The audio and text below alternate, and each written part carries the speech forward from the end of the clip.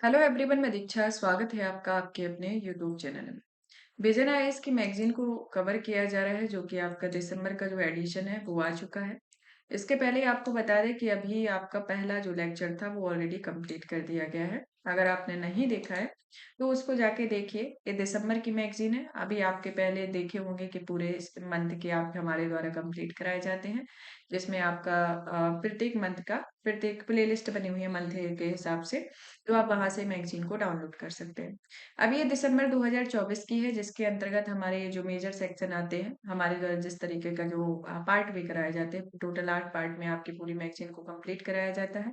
जिसमें आपका पहला पार्ट यानी कि राज्य व्यवस्था एवं शासन का पहला लेक्चर कंप्लीट हो गया है। अभी आज जो हमारा लेक्चर होगा वह अंतर्राष्ट्रीय संबंधों से रिलेटेड होगा, जिसमें हम भारत श्रीलंका संबंध को पढ़ेंगे, भारत भूटान संबंधों में भारत को बेस संबंध, भारत का सशक्तिकरण।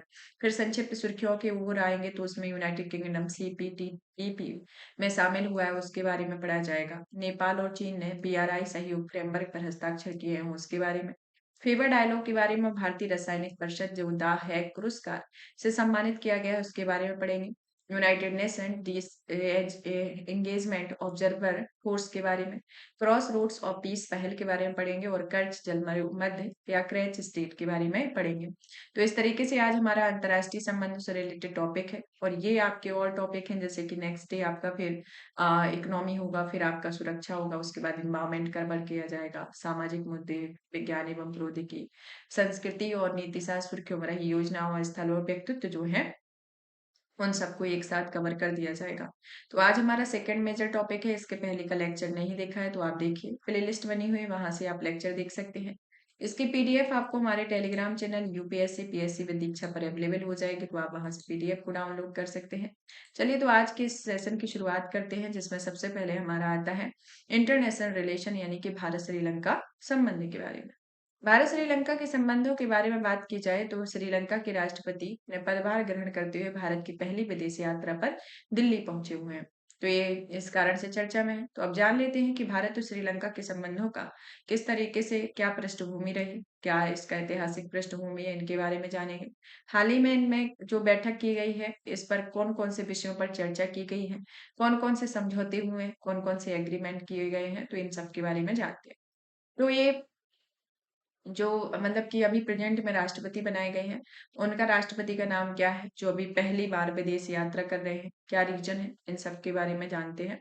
तो बैठक के निम्नलिखित मामलों की ओर चर्चा करते हैं, तो इसमें आता है आर्थिक और तकनीकी सहयोग समझौते पर चर्चा जारी रही है, और यह 2000 में लागू किए गए मुक्त व्यापार समझौते पर आधारित होगा। तो इसके कारण से है कि 2000 में लागू किए गए मुक्त व्यापार समझौते से भारत सरकार के अनुदान सहायता से श्रीलंका के कांकेर संतूर बंदरगाह के पुनर्निर्माण पर संयुक्त रूप से कार्य करने के लिए संभावना तलाशी जाएगी।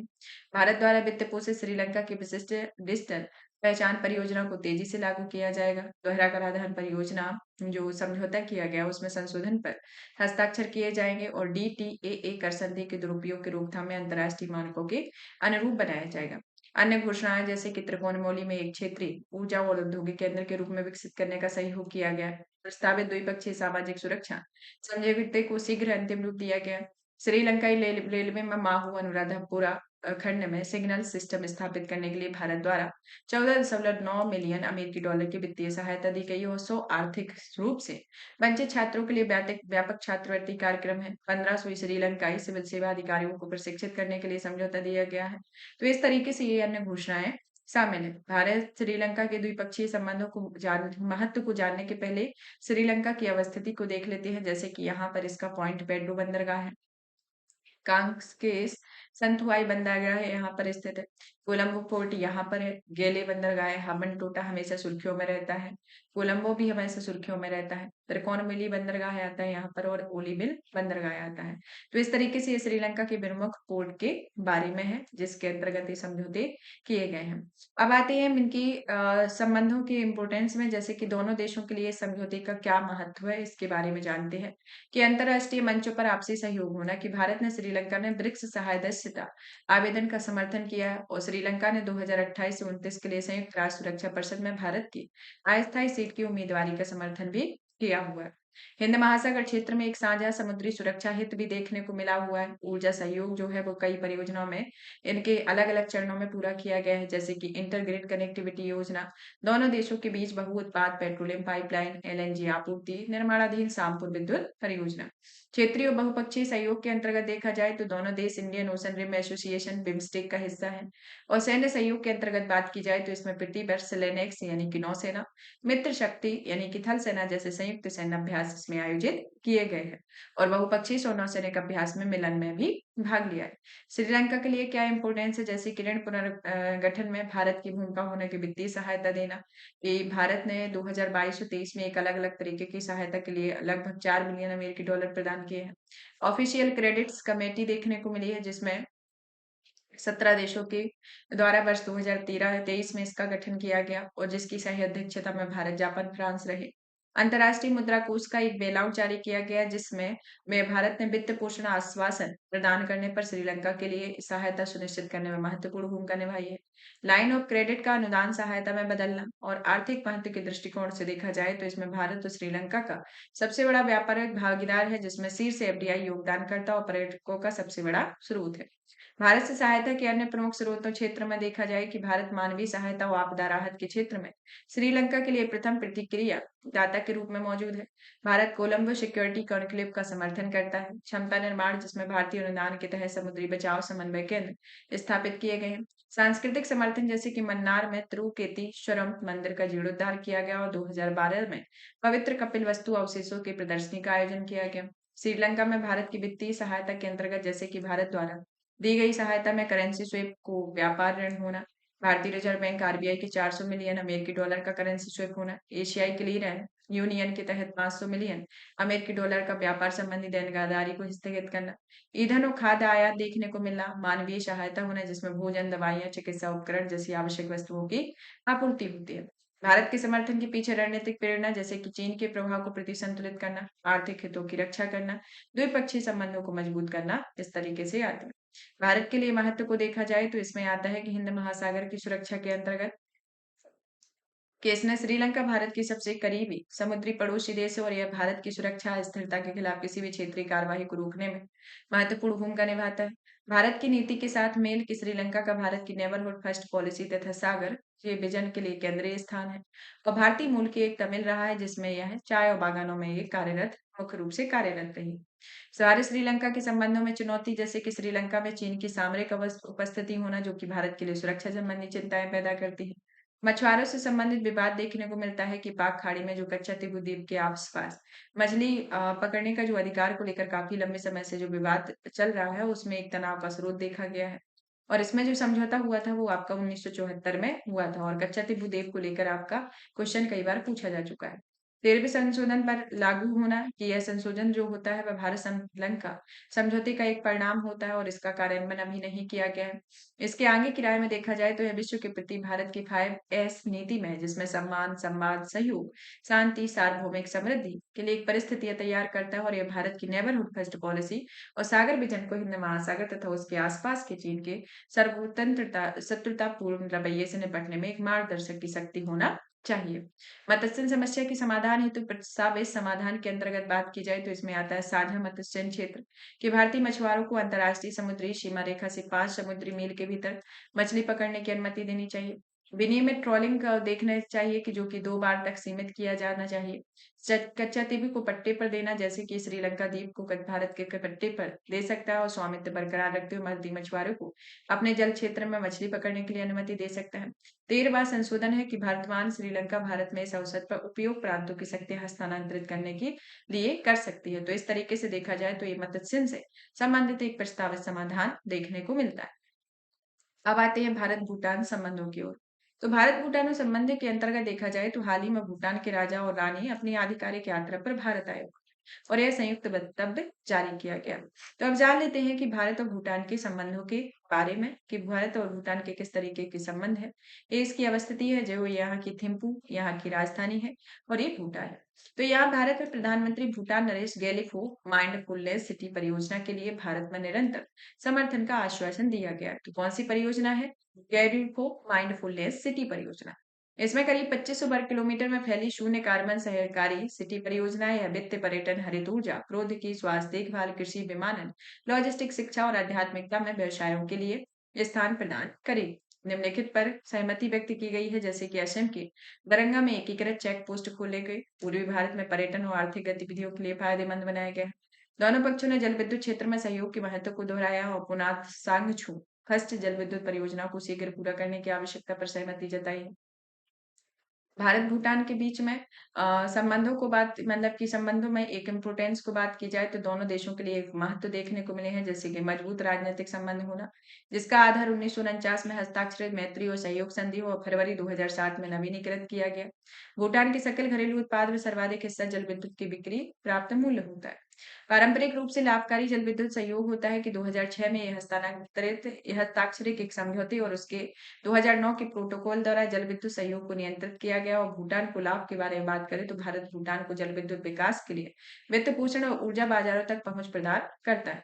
भारत भूटान बौद्ध संबंध में देखा जाए तो दोनों देशों में महत्वपूर्ण बौद्ध स्थलों में तीर्थ यात्रा स्थल को बढ़ावा देते हैं। सीमा पार वन्यजीव संरक्षण रहते हैं कि दोनों देशों में ट्रांसबाउंड्री मानस कंजर्वेशन एरिया के माध्यम से भारत के मानस राष्ट्रीय उद्यान और भूटान के रायल्स मानस राष्ट्रीय उद्यान में वन्यजीवों की रक्षा के लिए सहयोग करते हैं।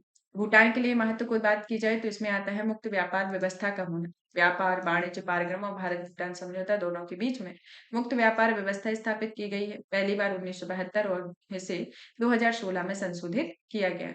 विकास संबंधी सहायता ने कि भारत ने भूटान की 13वीं पंचवर्षीय योजना के तहत भूटान के लिए विकास सहायता बढ़ाई हुई है। तो इस तरीके से आते हैं।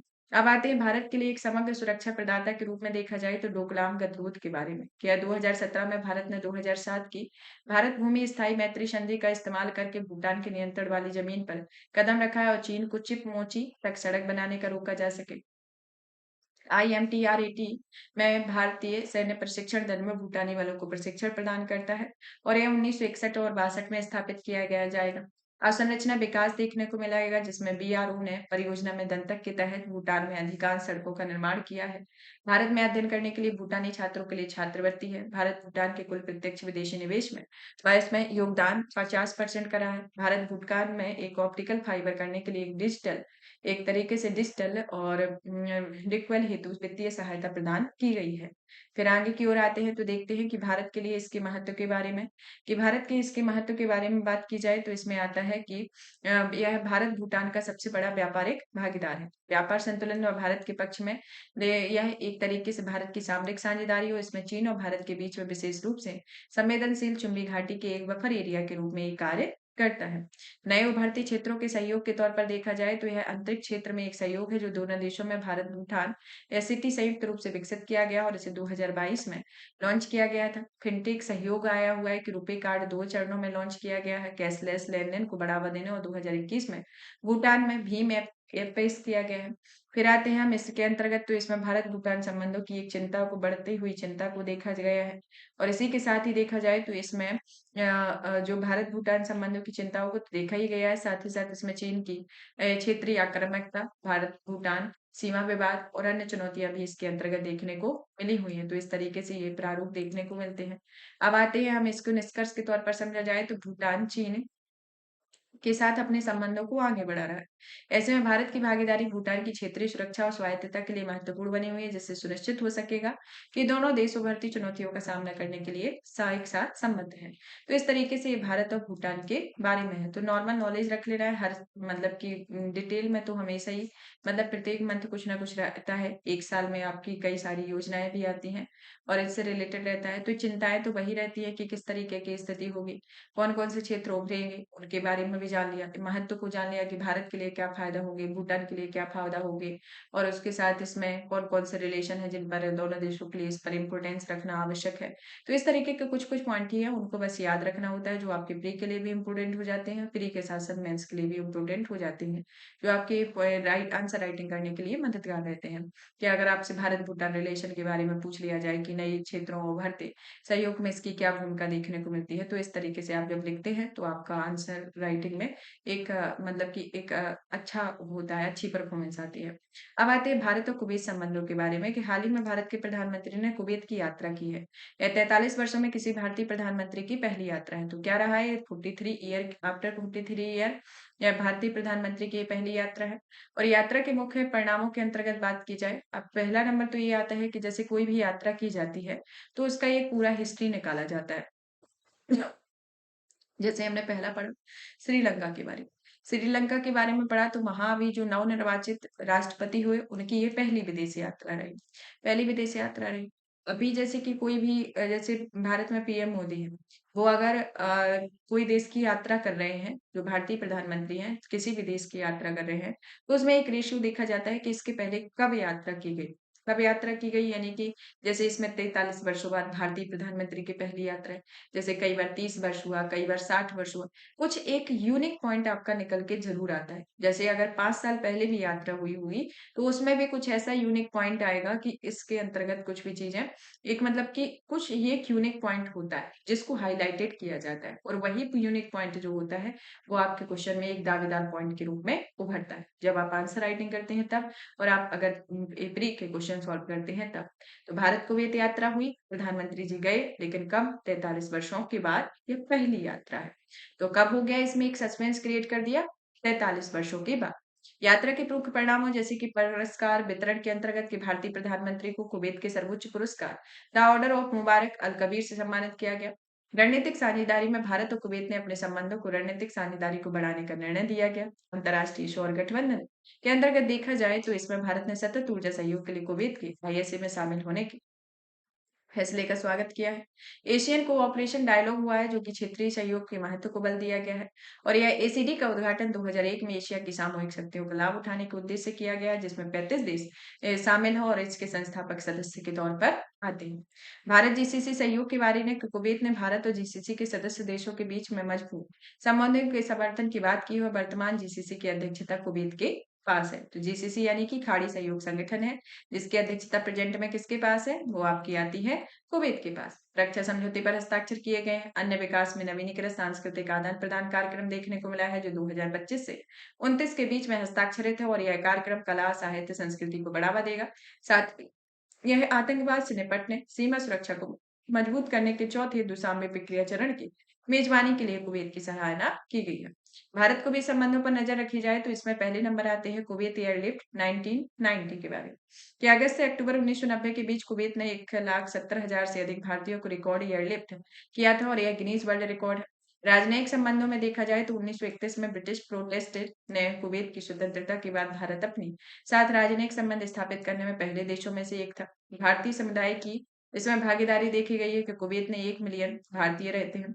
ऊर्जा व्यापार भी देखने को मिला है कि कुवैत भारत के कच्चे तेल की आपूर्ति करने वाला छठा सबसे बड़ा आपूर्तिकर्ता और पेट्रोलियम आपूर्ति गैस की भी आपूर्ति करने वाला चौथा बड़ा आपूर्तिकर्ता है। ऐतिहासिक संबंध देखने को मिले हैं। निवेश के तौर पर देखा जाए तो कुवैत निवेश प्राधिकरण ने भारत में अप्रत्यक्ष मात्रा में 10 बिलियन अमेरिकी डॉलर से अधिक निवेश किया है। द्विपक्षीय निवेश संवर्धन समझौता देखने को मिला है जिसमें 2003 में कुवैत के साथ 15 वर्षों की अवधि के लिए इसे हस्ताक्षरित किया गया और 2018 में यह अवधि समाप्त हो गई। भारत कुवैत संबंधों में भारत के हित के बारे में बात करें तो कुवैत की सामरिक अवस्थिति और भारत के हित में किया है। महत्वपूर्ण समुद्री मार्गों को सुरक्षित करने में दोनों देशों की आपसी रुचि और इसमें लाल सागर, अदन की खाड़ी, ओमान की खाड़ी, अरब सागर के समुद्री मार्ग शामिल हैं, जो विश्व के सबसे व्यस्तम समुद्री मार्गों में से आते हैं। कुवैत की पेट्रोलियम आधारित अर्थव्यवस्था और भारत की ऊर्जा सुरक्षा के लिए महत्वपूर्ण है। जैसे कि कुवैत के पास 6% तेल के भंडार है, पर्याप्त गैस के भंडार हैं, जिससे कुवैत के में तेल से जो राजस्व प्राप्त होता है उसकी कुल आय का 94% होगा।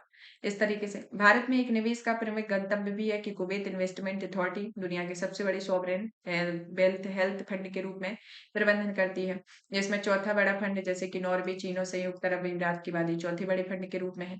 जीसीसी के साथ संबंधों को सुदृढ़ करने में भारत की रुचि देखी गई है और भारत और कुवैत के बीच भू राजनीतिक हित देखने को मिले हुए हैं। भारत को भी संबंधों की चिंतनीय मुद्दे की मैं बात करें कि जैसे कि प्रवासी कल्याण और श्रम से संबंधित मुद्दे, सीमित आर्थिक विषम विविधता, भारत खाड़ी में भू राजनीतिक तनाव। अब जीसीसी के बारे में एक ओवरव्यू जान लेते हैं क्योंकि जीसीसी का ये हाल फिलहाल में कुछ ज्यादा ही चर्चा में है।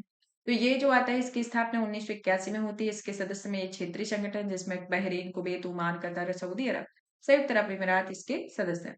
इसमें भारत और जीसीसी के संबंधों में देखा जाए तो आर्थिक और व्यापारिक संबंध में जीसीसी भारत के विदेशी व्यापार में सबसे बड़ी व्यापारिक गुटों में से एक है। उदाहरण के लिए 2023-24 में भारत जीसीसी देशों में द्विपक्षीय व्यापार भारत के कुल विदेशी व्यापार का लगभग 14% है और व्यापार संतुलन में मुख्यतः जीसीसी के पक्ष में भारत ने जीसीसी देशों में बड़ी मात्रा में तेल और गैस का आयात करता है। ऊर्जा सुरक्षा में बात की जाए तो देश भारत की कच्चे तेल आवश्यकता में 50%, प्राकृतिक गैस का 70% आपूर्ति करता है और यह भारत जीसीसी संबंधों में चुनौतियों में केंद्र क्षेत्र में भू राजनीतिक प्रतिद्वंदिता देखी गई है। इस तरीके से आता है। श्रम प्रवासन सामाजिक मुद्दे रहते हैं। मुक्त व्यापार समझौते में वार्ताओं की धीमी प्रगति देखने को मिलती है और कच्चे तेल के मूल्य निर्यात में भेदभावपूर्ण एसीआई प्रीमियम इसके अंतर्गत आते हैं। निष्कर्ष को देखा जाए तो भारत की हालिया कुवैत यात्रा में द्विपक्षीय संबंधों को मजबूत करने के लिए महत्वपूर्ण कदम है जो आगे बढ़ते हुए नवीनीकृत द्विपक्षीय निवेश संवर्धन समझौते को शीघ्र अंतिम रूप देने, नवीनीकरण ऊर्जा में प्रगति, भारतीय एजेंटों की सख्त निगरानी और प्राथमिकता देना आवश्यक होता है। व्यापार के सशक्तिकरण के बारे में बात करें तो हाल ही में विदेश मंत्री ने व्यापार के बढ़ते सशक्तिकरण और उसके कारण हुए रोजगार वंचन के बारे में चिंता व्यक्त की हुई है। व्यापार के सशक्तिकरण का क्या मतलब है कि देखा जाए तो इसमें व्यापार के सशक्तिकरण का अर्थ होता है व्यापार को आर्थिक लक्ष्य की बजाय विदेश नीति के उपकरण के रूप में उपयोग करना है और यह व्यापार संबंधी नीतियों और साधनों के रणनीतिक उपयोग को व्यक्त करता है। व्यापार का एक हथियार के रूप में इस्तेमाल किया जाता है जिसमें किसी भी देश को अपनी सुरक्षा गठबंधनों को बदलने के लिए मजबूर किया जा सकता है और 1973 में एक व्यापार प्रतिबंध को किया गया। व्यापार युद्ध समान शक्तिशाली देशों में चीन और अमेरिका के बीच आर्थिक संघर्ष होता है और यह प्रशुल्क और व्यापारिक बाधाओं के माध्यम से आर्थिक लाभ प्राप्त करने के लिए होता है और दूसरी ओर व्यापार का सशक्तिकरण तब होता है जब कोई शक्तिशाली देश कम शक्तिशाली देशों पर भू राजनीतिक प्रभाव डालने के लिए व्यापार का उपयोग एक साधन के रूप में करता है। व्यापार सशक्तिकरण के प्रमुख साधन में जैसे कि चयनात्मक आयात और निर्यात प्रतिबंध है जिसमें संयुक्त राज्य अमेरिका का Countering America's Adversaries Through Sanctions Act आता है जो रूस, ईरान, उत्तर कोरिया में लक्षित है। आर्थिक निर्भरता का शोषण होता है जिसमें चीन 20 महत्वपूर्ण खनिजों के उत्पादन में अग्रणी है और गैर प्रशुल्क बाधाएं होती हैं जो कस्टम क्लीयरेंस को रोकना, पर्यावरण और जैव सुरक्षा, बौद्धिक संपदा मानकों आदि से संबंधित बाधाएं होती हैं। मुद्रा हेरफेर देखी जाती है जो चीन पर अपनी मुद्रा के अवमूल्यन का आरोप लगाया गया है। राष्ट्रीय एजेंडे को पूरा किया गया है। लियू की मृत्यु के बाद 2018 में नॉर्वे के राजा की चीन यात्रा के बाद व्यापार में सुधार आना शुरू हुआ है। व्यापार सशक्तिकरण के परिणाम के तौर पर देखा जाए तो इसमें कुछ आर्थिक परिणाम भी है, भू राजनीतिक परिणाम भी देखने को मिलते हैं और बहुपक्षीय संस्थानों का कमजोर होना इसके अंतर्गत आता है। भारत के खिलाफ व्यापार के सशक्तिकरण के उपयोग आते हैं जैसे कि पश्चिमी देशों ने भारत की आर्थिक और तकनीकी कमजोरियों का फायदा उठाकर उस पर दबाव बनाने की कोशिश की है। खाद्य सुरक्षा को प्राप्त करना कि भारत ने 1954 में सार्वजनिक कानून 480 के तहत अमेरिका के साथ खाद्य सहायता समझौते पर हस्ताक्षर किए हैं। परमाणु ऊर्जा के अंतर्गत बात की जाए तो इसे 1974 और 1998 की भारत के परमाणु ऊर्जा संबंधों में इसके तरीके के परमाणु ऊर्जा संबंधों के अंतर्गत इसमें एक तरीके से पश्चिमी देशों में प्रतिबंध लगा दिए थे और साथ ही स्वदेशी स्तर पर यूरेनियम की भी कमी करते। व्यापार के सशक्तिकरण में निपटने के उपाय जैसे कि आपूर्ति श्रृंखला लचीलापन होना और भूप्रभुत्व को प्रति संतुलित करना होता है। इसमें आते हैं निष्कर्ष के तौर पर देखा जाए तो यह व्यापार को बढ़ता सशक्तिकरण वैश्विक अर्थव्यवस्था के लिए महत्वपूर्ण चुनौतियां प्रस्तुत करता है। अंतर्राष्ट्रीय सहयोग को बढ़ावा देकर आपूर्ति श्रृंखला में विविधता लाकर आर्थिक लचीलापन बढ़ाकर निष्पक्ष व्यापार प्रथाओं को बढ़ावा देकर राष्ट्र इन जोखिमों में कम कर सकता है। तो इस तरीके से इसके निष्कर्ष के रूप में आते हैं। तो इसके मेजर मेजर पॉइंट आपको समझ लेना है क्या क्या है। फिर आगे की ओर चलते हैं संक्षिप्त सुर्खियों की ओर कि यूनाइटेड किंगडम में सीपीटीपीपी यानी कि सीपीपीपी इसमें शामिल हुआ है यानी कि Comprehensive and Programme Processing Agreement for Trans Pacific Partnership के बारे में कि यह जो है वह इंडो पैसिफिक क्षेत्र का एक व्यापार समूह होता है जो यूनाइटेड किंगडम इस व्यापार समूह में शामिल होने वाला पहला यूरोपीय देश बन गया है। 2023 में पक्षकारों ने यूनाइटेड किंगडम के सदस्यता के प्रति प्राप्ति प्रोटोकॉल यानी कि एक्सेशन प्रोटोकॉल पर हस्ताक्षर किए हैं और यह यूनाइटेड किंगडम में शामिल होने के बाद शुरू हो गया। सीपीटीपीपी के बारे में बात की जाए तो यह प्रशांत क्षेत्र का एक मुक्त व्यापार समझौता है जिसे मार्च 2018 में चिली के सेंटियागो में मुख्य रूप से 11 देशों ने हस्ताक्षर किए और इसे ट्रांस पैसिफिक पार्टनरशिप का नाम दिया गया है और 2017 में यह संयुक्त राज्य अमेरिका से अलग हो गया था। टीपीपी यानी ट्रांस पैसिफिक पार्टनरशिप यह 2017 में अलग हो गया था और इसमें कितने देशों ने हस्ताक्षर किए हुए हैं चिली के सेंटियागो में? इसमें टोटल 11 देश हैं जो अभी एक मुक्त व्यापार समझौता के रूप में ट्रांस पैसिफिक पार्टनरशिप यानी कि Comprehensive and Progressive Agreement for Trans Pacific Partner के रूप में उभरा हुआ है। कब से? 2018 से। 2017 में यूएसए से ये अलग हुआ था। बाद में से इस सदस्यों ने इस एक अलग सीपीटीपीपी पर समझौता किया और यह टीपीपी प्रावधानों में शामिल किया गया और 30 दिसंबर 2018 को इसे लागू किया गया। इसमें सदस्यता के तौर पर देखें तो यूनाइटेड किंगडम को मिलाकर इसे कुल 12 सदस्य देश शामिल हैं, जिसमें Australia, Canada, Japan, New Zealand, Brunei, Chile, Malaysia, Mexico, Peru, Singapore और वियतनाम आते हैं। और इम्पोर्टेंस में देखा जाए तो इसमें जीडीपी के वैश्विक जीडीपी का लगभग 15% है और यह ट्रेड ब्लॉक्स अपने सदस्य देशों के उत्पादों को 500 मिलियन से अधिक लोगों वाले विशाल बाजार तक पहुंच प्रदान करता है। तो इस तरीके से आते हैं Comprehensive and Progressive Agreement for Trans Pacific Partnership के बारे में, जिसकी उत्पत्ति प्रशांत क्षेत्र में एक मुक्त व्यापार समझौते में होती है। मार्च 2018 में चिली के सेंटियागो में मूल रूप से इसे 11 देशों ने हस्ताक्षर किए हैं और यह 2017 में संयुक्त राज्य अमेरिका में टीपीपी से अलग हो गया है और यह 30 दिसंबर 2018 को एक तरीके से लागू हुआ। इसमें सदस्य में कुल 12 सदस्य देश हैं, जिसमें अन्य यूनाइटेड किंगडम मतलब कि एक और 11 अन्य सदस्य हैं। 11 अन्य सदस्यों में आते हैं आपके Australia, Canada, Japan, New Zealand, Brunei, Chile, Malaysia, Mexico, Peru, Singapore और वियतनाम है और इसका इम्पोर्टेंस जो है जीडीपी में यह 15% पूरी वैश्विक जीडीपी में योगदान देते हैं। इस तरीके से आता है। अब आते हैं मांगे की ओर कि भारत के लिए सीपीटीपीपी जैसे बहुपक्षीय व्यापार समझौते के महत्व के बारे में कि हाल ही में नीति आयोग के सीईओ ने भारत के सीपीटीपीपी के और क्षेत्रीय व्यापक आर्थिक भागीदारी जैसे व्यापार समूह में शामिल होने का समर्थन किया है। आर्थिक अवसर के तौर पर देखा जाए तो ये व्यापार समूह भारत के नए बाजारों में प्रवेश का अवसर प्रदान करते हैं और इसके अलावा ये चाइना प्लस वन रणनीति का लाभ उठाने के लिए भी मदद करते हैं। निर्यात के लिए विशाल बाजार के तौर पर देखा रहा जा रहा है, क्योंकि इसमें व्यापार में अपने सदस्य देशों के आयात पर कम टैरिफ लगाते हैं। अब आते हैं नेपाल और चीन ने बीआरआई सहयोग फ्रेमवर्क पर हस्ताक्षर किए हैं उसके बारे में। ये फ्रेमवर्क का हस्ताक्षर नेपाल में बीआरआई परियोजनाओं के क्रियान्वयन का मार्ग प्रशस्त करता है और यह नेपाल 2017 में बीआरआई में शामिल हो गया है। दोनों देशों ने ट्रांस हिमालयन कनेक्टिविटी नेटवर्क को विकसित करने और सड़क, रेलवे, एविएशन एवं पावर ग्रिड संबंधी अवसंरचना में सुधार के लिए प्रतिबद्धता जताई हुई है और यह पाकिस्तान और श्रीलंका में बीआरआई में शामिल है। बेल्ट एंड रोड इनिशिएटिव के बारे में बात की जाए तो इसकी उत्पत्ति 2013 में होती है और इसका उद्देश्य भूमि और समुद्री नेटवर्क के माध्यम से एशिया को अफ्रीका व यूरोप से जोड़ना है और इसका उद्देश्य क्षेत्रीय एकीकरण में सुधार करना, व्यापार को बढ़ावा देना, आर्थिक समृद्धि को प्रोत्साहित करना है। सिल्क रोड एंड इकोनॉमिक से बेल्ट के बारे में, जो कि एक अंतर महाद्वीपीय मार्ग होता है और समुद्री रेशम में यह समुद्री मार्ग होता है। बेल्ट एंड रोड इनिशिएटिव के बारे में बात करें तो इसकी उत्पत्ति 2013 में होती है और ये इसका उद्देश्य भूमि और समुद्री नेटवर्क के माध्यम से एशिया को अफ्रीका और यूरोप से जोड़ना रहता है और इसका उद्देश्य क्षेत्रीय एकीकरण में सुधार करना, व्यापार बढ़ाना और आर्थिक समृद्धि को प्रोत्साहित करना होता है। सिल्क रोड इन्फॉर्मेटिव बेल्ट होता है, जो कि अंतर महाद्वीपीय मार्ग है। समुद्री रेशम मार्ग एक समुद्री मार्ग होता है। बीआरआई को लेकर भारत की प्रमुख चिंताएं जैसे कि सुरक्षा संबंधी खतरे, क्षेत्रीय प्रभाव। सुरक्षा संबंधी खतरों में नेपाल भारत के साथ लगभग 1700 किलोमीटर एक लंबी भूमि सीमा साझा करता है, जैसे कि पोखरा में चीन द्वारा वित्त पोषित हवाई अड्डा भारतीय सीमा के निकट है। क्षेत्रीय प्रभाव देखने को मिलता है जिसमें राजनीतिक रूप से जुड़ सकता है स्ट्रिंग ऑफ पल्स रणनीति, रणजाल कूटनीति। और भारत वर्तमान में नेपाल का सबसे बड़ा व्यापारिक साझेदार है, जो भारत सीमा पार ऊर्जा व्यापार में निवेश कर रहा है और चीन का बढ़ता प्रभाव इन व्यापारिक संबंधों को नुकसान पहुंचा सकता है। अब आते हैं फेवा डायलॉग के बारे में कि हाल ही में नेपाल और चीन ने फेवा डायलॉग सीरीज शुरू की हुई है। तो फेवा डायलॉग सीरीज के अंतर्गत बात करें तो यह जो डायलॉग होता है वह नेपाल की प्रसिद्ध फेवा झील के नाम पर इसका नाम रखा गया है। नेपाल की सबसे बड़ी झीलों में से एक झील आती है, जो कि पोखरा घाटी में स्थित है और यह दक्षिण एशिया की आर्थिक एकीकरण पर नेपाल का पहला आधिकारिक थिंक टैंक फोरम आता है। फिर नेक्स्ट आते हैं भारतीय रासायनिक परिषद OPCW द हैक पुरस्कार से सम्मानित किया गया है। इसके बारे में कि यह जो होता है, इसी हैक पुरस्कार को भारतीय रासायनिक परिषद के द्वारा प्रदान किया गया है और यह राष्ट्रीय हथियार निषेध संगठन का प्रतिष्ठित द हैक पुरस्कार भारतीय रासायनिक परिषद को केमिकल सेफ्टी को बढ़ावा देने और रासायनिक हथियार कन्वेंशन का सख्त पालन करने के लिए प्रदान किया जाता है। और यह पहली बार है कि रासायनिक उद्योगों से संबंधित किसी संस्था को उनके द्वारा किए जाने वाले प्रयासों के लिए यह पुरस्कार दिया गया और 2014 में रासायनिक हथियार निषेध संगठन द्वारा CWC लक्ष्यों को प्राप्त करने के लिए यह उल्लेखनीय कार्यों में सम्मानित करने का द हैक पुरस्कार से सम्मानित किया गया। भारत में कार्यान्वयन national authority chemical weapons convention में इसका कार्यान्वयन जिम्मेदार राष्ट्रीय प्राधिकरण द्वारा किया गया और इसकी स्थापना राष्ट्रीय हथियार कन्वेंशन अधिनियम 2000 के तहत की गई है।